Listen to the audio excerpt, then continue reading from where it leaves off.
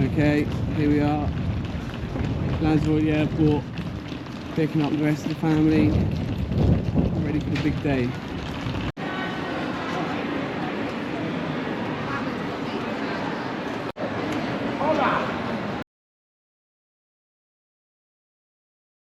Hola!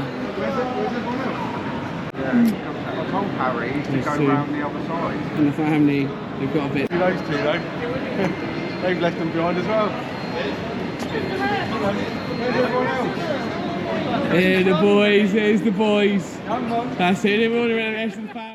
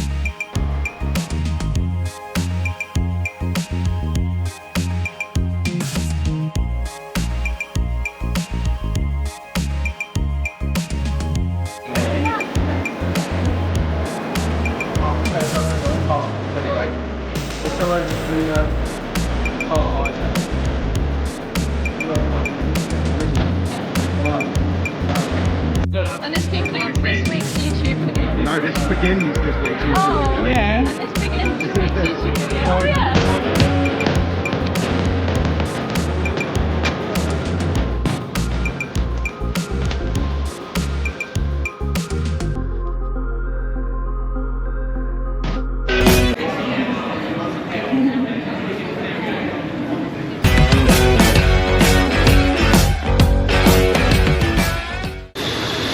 That's it. Met the kids, met the family, met everyone. Very noisy trolleys. We're just all in the hire cars, so we're just going to make our way to the Pippin over the road so everyone can stock up. And then I'll get back on the old camera when we get back to the villas. See you soon.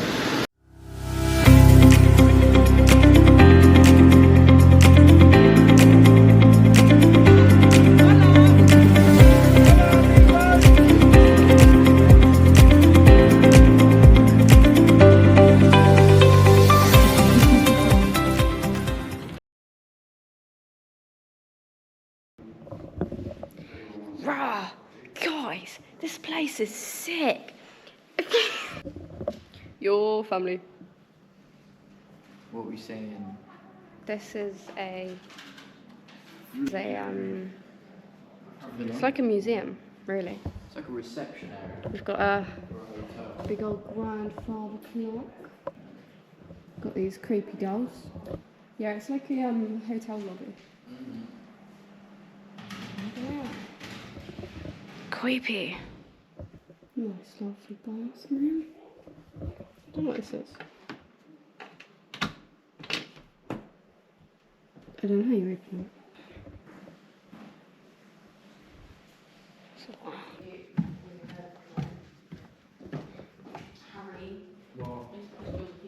No. Right. Good. Guys, today we are going to... You should pass me. I'll pass it through. That's not reaching. No, no, no. Everything. I might fall through the bars because I'm so small and petite.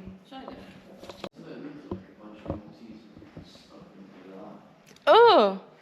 Yeah. The size of my face. Yeah, it does look weird. Oh yeah, that's not happening. That's not reaching. So here we are, Castillo Lanzarote in La Samada near Tias. The whole family's arrived. They're already enjoying the place. You've got Joe and Sam's little villa down there in the corner. Lots of steps. Let's go down and see what everyone's up to. I can already hear little Phoenix from here having a fun in the swimming pool. Let's go.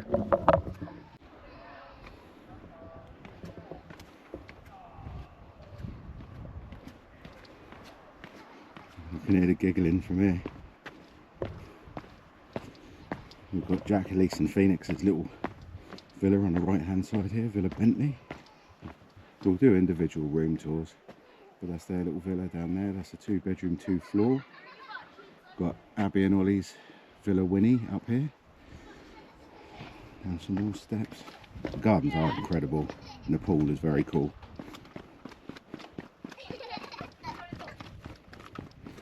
Phoenix being a little terror. Hello.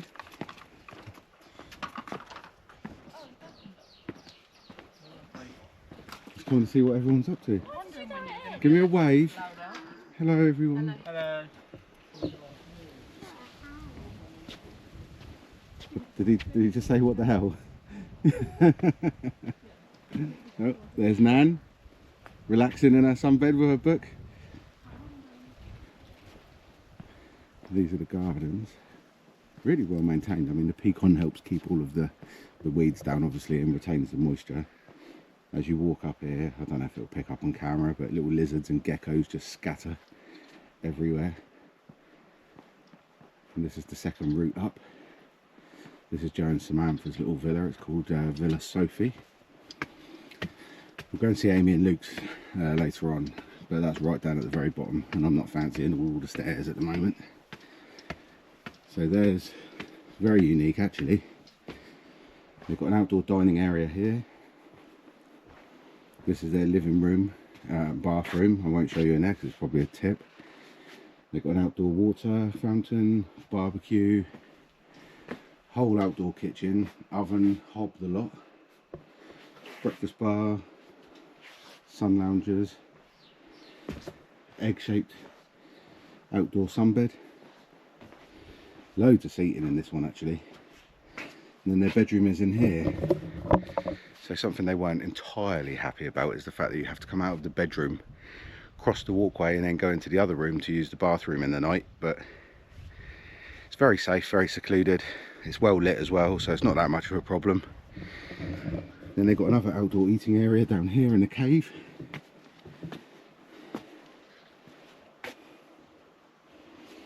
And then on this side, they've got a little balcony they can get to from that outdoor eating area. Look across their kingdom. Really is a fantastic site. Very, very well done. And you just see these little tops here like a castle. That's Jack, Elise and Phoenix's 2-bedroom, 2-level. And all of this red bit is actually the roof for their rooms. It's right in the cave. And they even have a resident gecko, which they were unhappy about when they first saw it, but now they know it's only a gecko, they're quite happy. And then this is where me and Mandy are.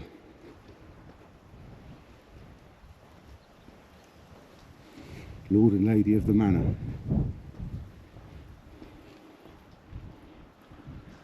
The day before the big day, and preparations are underway. It usually involves Amanda sitting on the floor and playing with arts and crafts.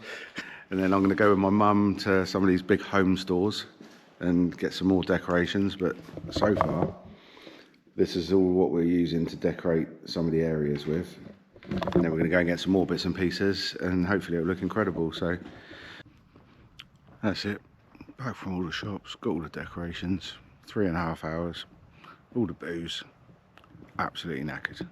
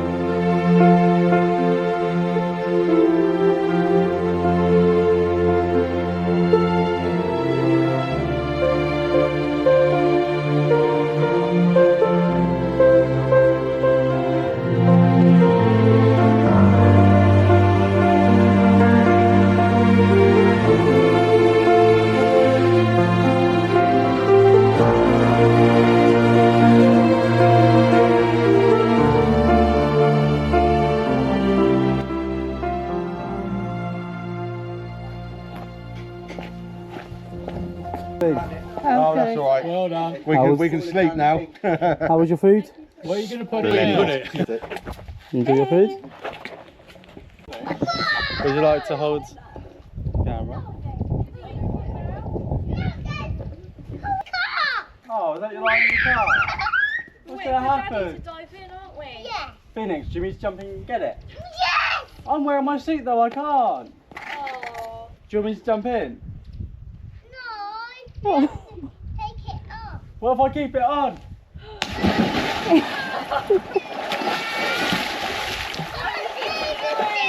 You can stop recording now.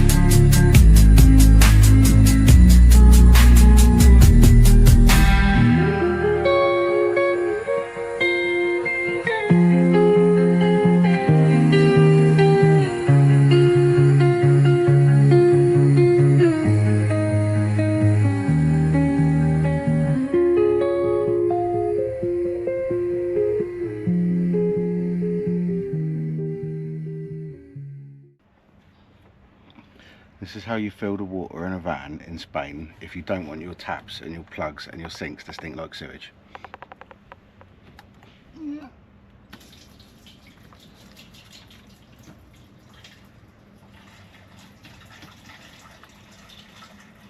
And because there's never any adapters on any of the taps, it's just a hose.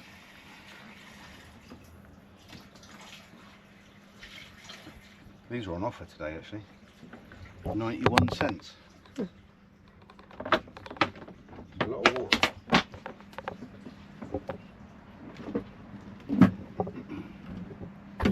So we've got another problem with the van, the oven. For some reason the door doesn't close, it just wobbles, so it doesn't keep the heat in. It has got quick release hinges on the bottom, but one of them's fixed and won't move at all, and the other one's incredibly loose. So this side is solid and this side moves, so I don't think it's been attached properly, or something is definitely not right. But it means when we're cooking all the heat's coming out, and we have had a recall letter while we've been away to say that they need to fit some sort of heat shield, I think to this section here, because over time there's been heat damage from the oven. So obviously if that's like that, then a lot more heat's going to come out. There's already a fan that's been added underneath here to keep the dials from melting. So I think overall, probably not very good research and development from Bailey or Thetford on this one. So just going back to the oven again, we've just noticed that one of the rivets has popped on the bottom of this, which is why it's moving. So I think when it's been put in, they've used the door to sort of give themselves leverage, and they've bent the door and the rivet, although that's just come loose now, so maybe that bit of wiggling has sorted that bit out. Still flappy and loose though. I don't know which way these are supposed to go, if they're meant to come down like that. Is it actually safe though, because it's a gas oven? I don't know, the whole thing's so loose. Now it won't close when it's in that position, so it must have to have that back. Yes. Oh, that did shut more now, didn't it? Look how close that is now, but it's still wobbly. Yeah, no, even it doesn't keep the heat in, and we're losing so much gas. I think when the rivet, with that rivet sorted out, when this goes up, it will hold itself in. So I think really it just needs fixing, but obviously that's Thetford and not Bailey, and all these stupid little stickers It's just frustrating. coming off all the time. Another little bodge job we've had to do here is zip tie all the catches on the overcab sunroof, and we've also had to wedge some rubber all the way around, because when you drive there's a horrendous whistle, and on top of that, if you go above 45 miles an hour, the sunroof actually opens itself, the catches bend and it just pops up. And I have read some stories online that people have actually lost them completely on the motorway because all the catches have broke, but ours is not that severe, thankfully. So as soon as we're back, straight in the garage. Nice long list of things that could have very easily not been a problem had Bailey actually had some sort of quality control. Just another thing, the cupboard doors, or the panel under the cupboard door, is not straight. When you look down the side of the refrigerator, the screws have all pulled out of the side there. On the bathroom door, none of it is level, it's very wide at the top, and then as you come down it goes in where the handle is, and then at the bottom straight back out again. So we've just been in the food company, which used to be the overseas supermarket. It's very expensive to get the things that you remember from home, but they do have them, but you need to make sure you check the dates, because quite a few times we've had things that have gone out of date before they've realised, and we've bought them at a premium and had to throw them away because we can't use them. But yeah, I'll stick a few shots on here so you can see what it's like, and if you miss things like Greg's sausage rolls, Warburton's bread, you know, any of those home comforts, then that's the place you'll have to go. It's in Playa Hondo in one of the back streets. You just use the Food Co on Google and you'll find it. There's also a smaller one in Playa Blanca.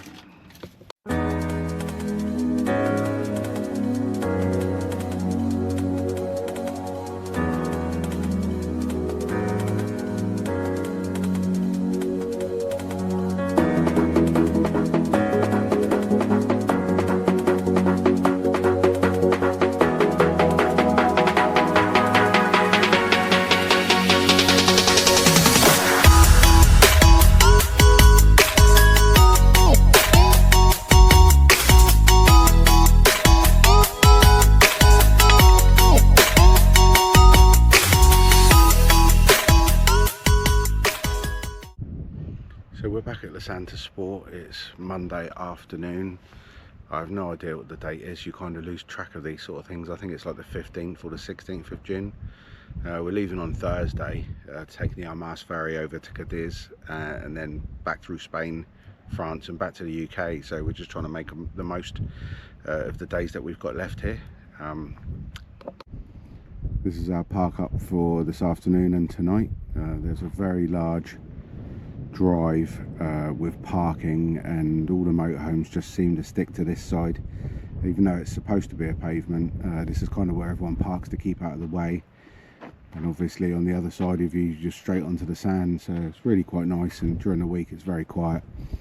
We were here the other day on the weekend, and literally the entire place was just a line of motorhomes all the way up the road, all the way around the whole island. But as it stands at the moment, there's just one other motorhome here plus us, so it should be nice and quiet. We're going to go down onto the beach, take Pippin for a walk, and yeah, we'll take you with us.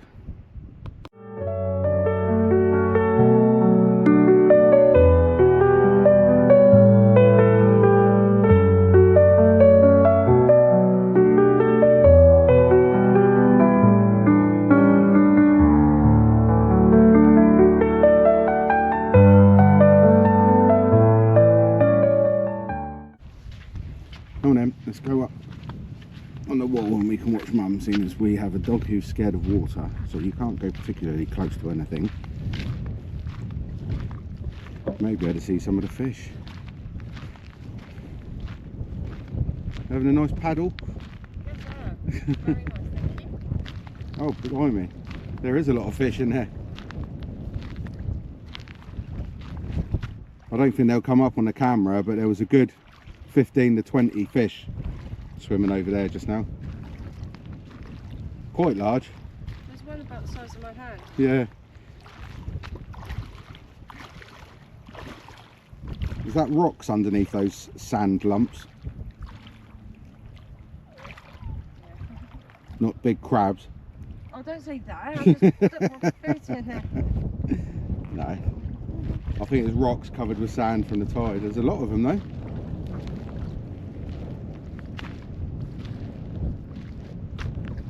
Oh, there's a huge crab here.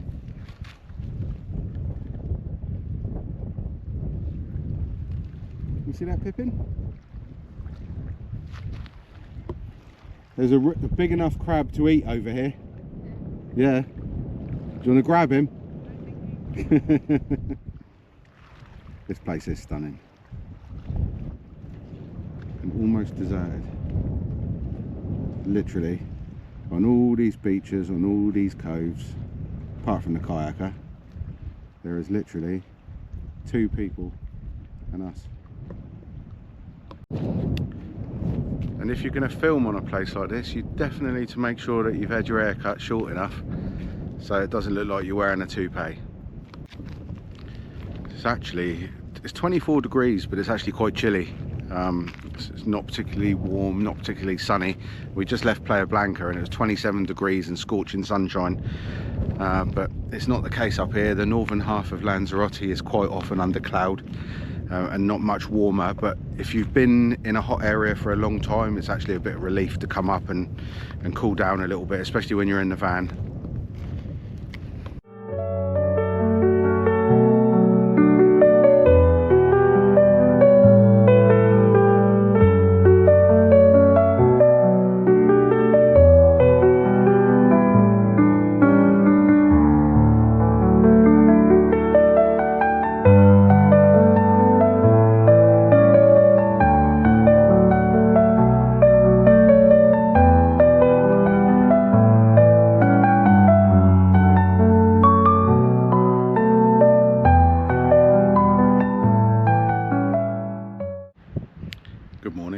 Santa Sport.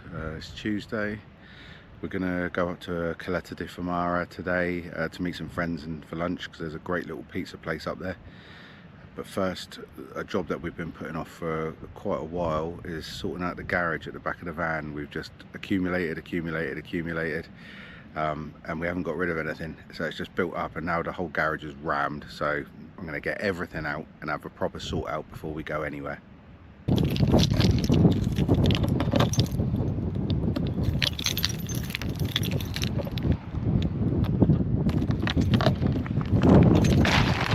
This is what I was talking about.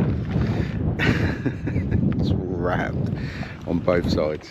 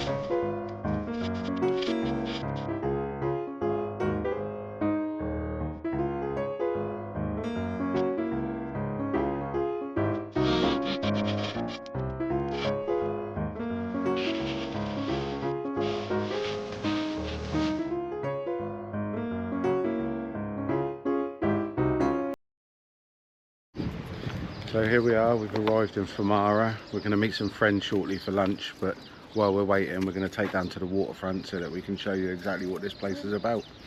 It's quite a sleepy town, or at least it is this time of year. There's a lot of sand dunes, some of the roads are covered in sand, so it has a very calm, sort of chill vibe about it. Definitely a surfer area. So yeah, we'll take you down to the seafront and you can have a look and see what you think. This is some of the sand covered roads. I don't know if there's actually tarmac underneath or not, but it looks like the sand's just blown in. All the sand here is blown directly from the Sahara Desert, and then it just lands and settles down here, and some of the roads on the way out you can see it for a couple of kilometres over the fields.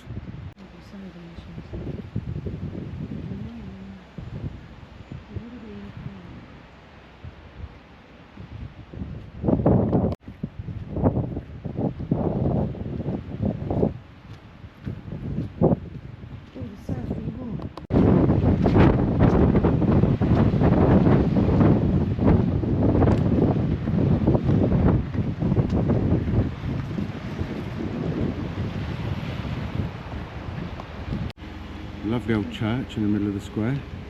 You find that in almost every town here, that there'll be a little church that they can come to. All the little local fishing boats that still look like they're very much in use.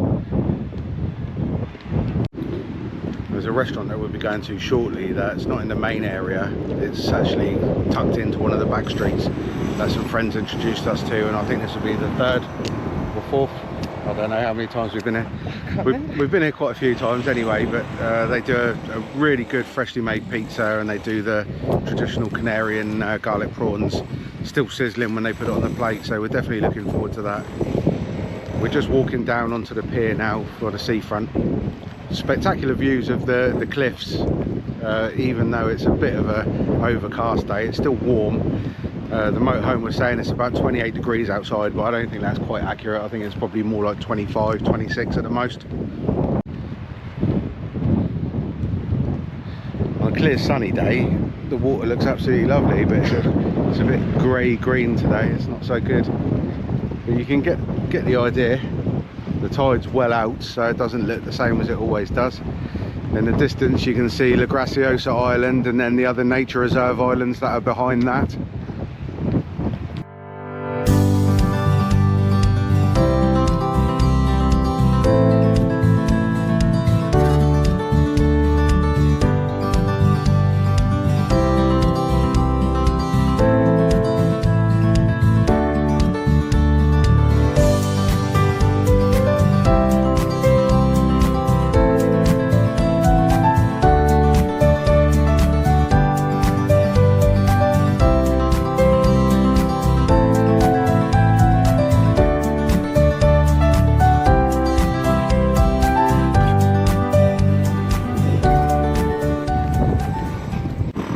We may have come here a bit early because we're finding ourselves with nothing to really do while we're waiting to meet our friends for lunch. Some of these buildings are really lovely. They're a bit worn out, most of them, but that almost gives them the extra bit of charm, really. You know, they're not dilapidated, they're just battered by the weather, the wind, the salt water. It's still got that charm about the Canarian style though, which is really important. We're just going to head to the restaurant now and get a drink while we're waiting for our friends to arrive. We've kind of seen the whole area. It's pretty small but very quaint, very nice. So we're going to go get a drink, then meet up with our friends. We'll catch you later.